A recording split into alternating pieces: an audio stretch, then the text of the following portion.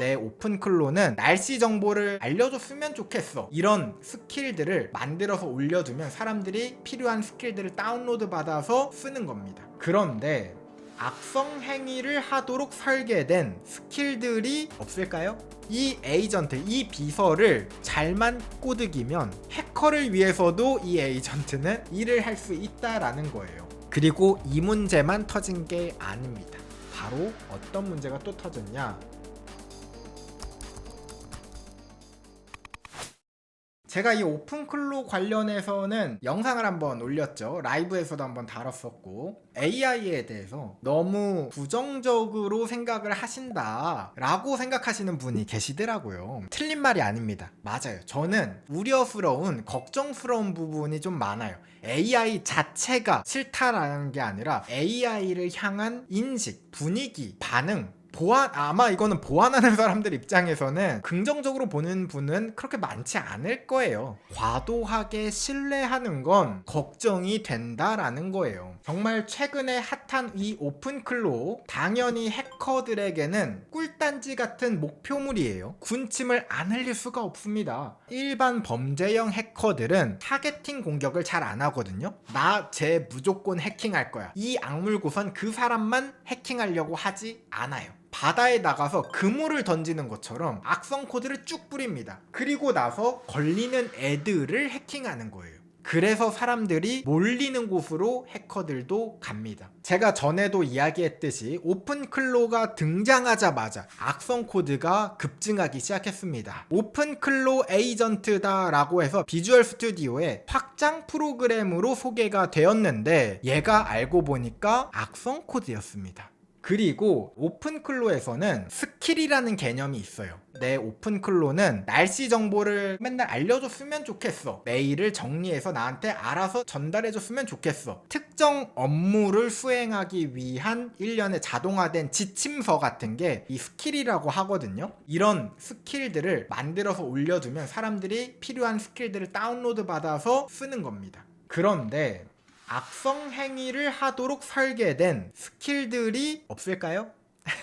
있겠죠. 그래서 무기화를 하고 있었던 게 진짜 밝혀진 겁니다. 그 수가 824건으로 증가했다라고 합니다. 문제는 오픈클로는 이 컴퓨터를 자유자재로 동작을 시킬 수 있는 권한이 부여된 거잖아요. 이 에이전트, 이 비서를 잘만 꼬드기면 해커를 위해서도 이 에이전트는 일을 할 수 있다라는 거예요. 그래서 여기에서 발견된 스킬들이 서비스형 악성 코드가 있었다라고 합니다. 실제로 브라우저의 데이터를 가져가거나 암호화폐 지갑의 열쇠를 가져가거나 혹은 뭐 자격 증명, SSH 키 등을 들고 가는 악성 코드였고요. 비율로 따지면 전체 스킬의 26%의 취약점이 포함이 되어 있었다라고 분석을 하는데, 스킬을 다운로드 받을 때마다 주사위를 굴리는 겁니다. 4분의 1 확률로 당첨이 되는 거야. 사실 이 오픈클로도 당연히 이 문제를 알게 되죠. 그래서 스킬들을 올리는 클로허브, 바로 여기에 악성 코드 스캐너를 도입을 합니다.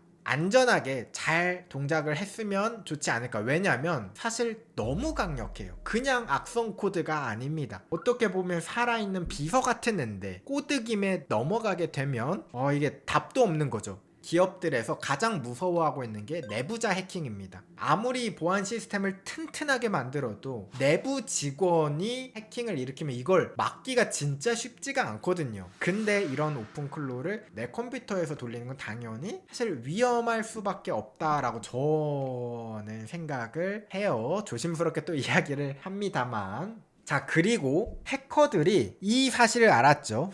오픈클로를 노리면 꽤나 달달한 게 쏟아지는구나. 그래서 그 이전에는 해커들이 인포스틸러라는 악성 코드를 썼거든요. 무슨 악성 코드냐면 중요한 정보를 빼가는 악성 코드입니다. 어떤 정보를 보통 빼가냐면 암호화폐, 지갑, 열쇠, 혹은 인터넷 브라우저에 데이터, 저장되어 있는 아이디, 비밀번호, 이런 크리덴셜 정보, 중요한 정보들을 빼가는데, 여기에 이제 요즘은 오픈클로 데이터를 수집해 가고 있다라고 합니다. 실제로 탈취된 데이터들을 분석을 해봤습니다. 어떤 피해자가 인포스틸러에 의해서 중요한 정보가 탈취가 되었는데 그 중요한 정보들이 무엇인지 보니까 오픈클로 데이터였어요. 오픈클로 계정에 토큰 정보가 들어있다고 합니다. 이 토큰 정보가 있으면 무엇을 할 수가 있느냐? 외부에서 얘한테 연결을 할 수가 있습니다.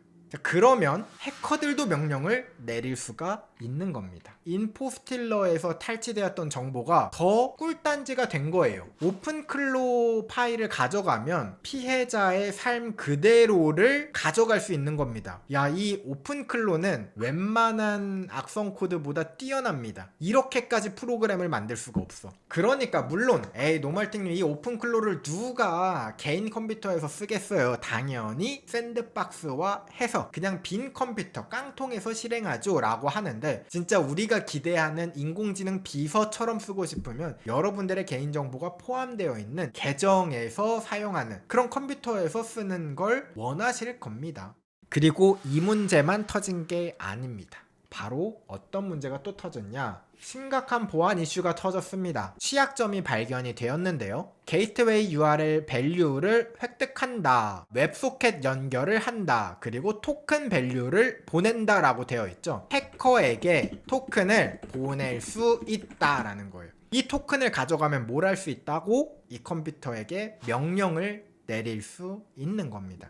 단순한 문제가 아닙니다. 실제로 공격이 어떤 식으로 실행이 되냐면, 오픈클로가 설치되어 있는 컴퓨터에서 해커의 사이트, 인터넷에 들어가기만 해도 이런 해킹이 일어날 수 있다고 합니다. 여러분들이 늘 걱정하고 있었던 바로 그런 거죠. 이것 때문에 RC라고도 이야기를 합니다. 왜냐면 이 토큰이 있으면 명령을 내릴 수 있거든요. 이거 실행해 줄 수 있겠니? 라고 부탁하면 얘가 실행을 해줘. 그렇기 때문에 난리가 난 거예요. 오픈클로가 1월 말에 이번 취약점에 대한 패치를 배포했으니까 혹시나 여러분들 오픈클로를 쓰시는 분들이라면 업데이트를 무조건 하셔야 됩니다. 최신 버전으로. 그리고 그 전에 쓰고 있었던 토큰은 재발급을 받으셔야 됩니다. 또 이런 취약점 문제도 있었지만 정보보안 전문가들이 이걸 현 모습을 보니까 걱정스러웠나 봐요. 이렇게 많은 사람들이 오픈클로를 쓰는데 과연 이 오픈클로를 안전하게 쓰고 있을까? 확인을 해봤습니다. 자, 오픈클로를 안전하게 쓰려면 어떻게 써야 되느냐? 일단은 외부 인터넷에서 이제 쉽게 식별이 되지 않도록 하는 게 가장 큰 방법 중 하나겠고, 두 번째는 당연히 인증이죠. 공유기에 비밀번호를 걸어두는 것처럼 당연히 인증 설정을 해야 하는데요. 쇼단을 이용해서 확인을 해보니 인증 절차 없이 공개적으로 접근 가능한 오픈클로 시스템이 1000개가 넘었다고 합니다. 그러니까 이 오픈클로를 오픈해서 사용하고 계시는 분들이 실제로 계시더라. 자, 그러면 어떤 문제가 생기냐? 텔레그램 봇 토큰, 슬랙 계정, 그리고 오픈클로랑 채팅했던 채팅 기록 전체에도 접근하는데 성공했다라고 합니다. 그리고 그 시스템의 관리자 권한으로 명령어를 실행할 수 있었다. 저는 사용하는 거 저 절대로 막지 않아요. 괜찮습니다. 하지만 저는 이런 게 문제라고 생각을 해요. 맹신입니다. 제가 그 사례를 이야기를 드리자면요, BBC 저메인 기자가 실험을 해봤대요. 이 AI가 내가 원하는 대답을 하게 만들 수 있을까? 가장 핫도그를 많이 먹는 사람이 누구야? 라고 물어봤을 때 자기를 대답하도록 만들었대요. 그래서 실제로 핫도그를 가장 잘 먹는 테크 전문 기자는 누구야? 라고 물어보니까 여기 보면 토마스 저메인 BBC라고 나오죠.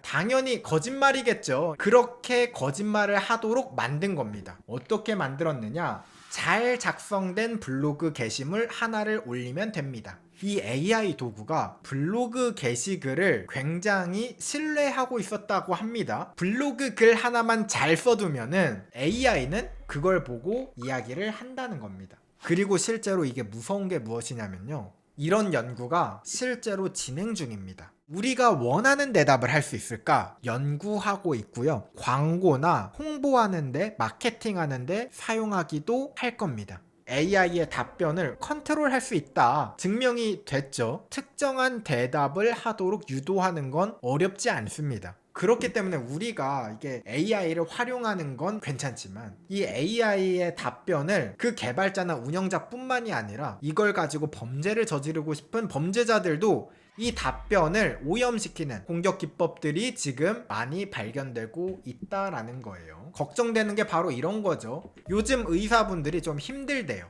AI를 맹신하는 환자들이 많아지고 있다라고 합니다. 그래서 환자들이 의사보다 더 잘 알아. 제가 찾아보니까 그건데요.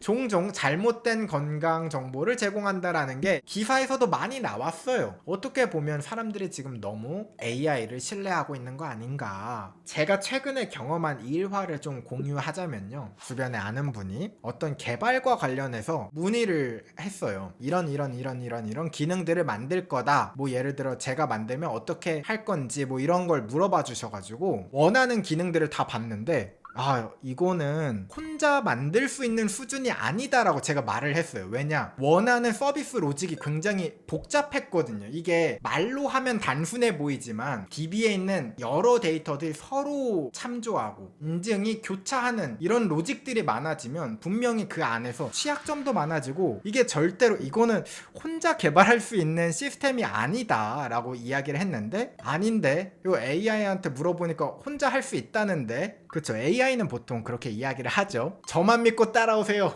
하면서 이제 사람들을 이끕니다. 근데 이게 바이브 코딩으로 혼자 창업을 할 수 있다, 개발을 할 수 있다라고 나오잖아요. 가능합니다. 가능한데 근데 시스템이 복잡해지기 시작하면 이게 서로 꼬이고 원하는 기능이 제대로 구현이 안 될 수가 있거든요. 아무튼 요즘에는 많은 분들이 AI를 이용해서 굉장한 자신감을 가지고 있는 것 같다라는 생각이 조금은 있습니다. AI 하나면 나 개발 나도 할 수 있다. 물론 할 수 있어. 근데 바이브 코딩을 잘하려면 우리가 코딩에 대해서 프로그래밍에 대해서 저는 알아야 된다고 생각을 하거든요. 더욱더 프로그래밍을 배워야 된다고 저는 생각을 해요. 그 기술이 돌아가는 원리를 이해를 해야 정확한 지침을 내릴 수 있거든요. 여러분들 그거 아시나요? 컴퓨터에 대해서 배우고 싶어서 컴공을 가잖아요. 컴파일러를 개발하는 그 공부를 해요. 살면서 컴파일러를 개발하겠어요? 그거 쓸데없는 거 왜 배워요? 컴퓨터 구조는 도대체 왜 배웁니까? 그 구조를 알아야 효율적인 프로그램을 만들 수 있는 거잖아요. 컴공 가면은 필수 항목으로 보통 C 언어를 항상 배우거든요. 요즘에 C 언어 잘 안 쓰잖아. 사실 C 언어를 배우는 이유가 또 있죠. 컴퓨터의 동작을 이해하기 위해서 배우는 건데 저는 개인적으로 그렇게 생각해요. 우리가 그 기능을 제대로 쓰려면 기술에 대한 이해가 필요하지 않을까. 그래서 많은 분들이 개발자 취업이 안 된다. AI 영향도 있긴 하지만 코로나 때 막 없어서 못 뽑았잖아요. 과잉 공급이 이미 됐어. 지금 경제가 좀 안 좋아서 이제 채용이 조금 힘든. 근데 이때 AI도 등장해. 이제 더욱더 채용이 안 되니까 AI가 모든 걸 뒤덮을 거다라는 공포가 좀 만연해 있는데 이럴 때일수록 제대로 공부한 사람이 살아남지 않을까라는 생각을 합니다. AI에 의존하는 학생들이 많아진 것 같거든요. AI 없이도 잘하고 AI를 쓰면 더 잘해. 그런 사람들이 더욱더 대우를 받는 시대가 오지 않을까라는 게 제 생각입니다. 그러니까 10명 뽑을 거 채용이 줄더라도 2명을 뽑을 텐데 누가 될까요? AI만 쓰는 학생이 될까요? AI도 쓸 수 있고 그 지식이 있어서 AI를 더 잘 쓰는 친구가 채용이 될까요? 우리가 지금 뭘 해야 되는지 아시겠죠? 과한 걱정, 과한 두려움은 가지지 않아도 되지 않을까라는 게 제 생각입니다. AI 시대에 대해서 제가 역행하자는 건 아닙니다. 시대에 발맞추기 위해서 더 각자의 분야에서 기술에 대한 이해도를 더 쌓자. 그래야 더 잘 활용하는 거 아닐까라는 생각이 들어요.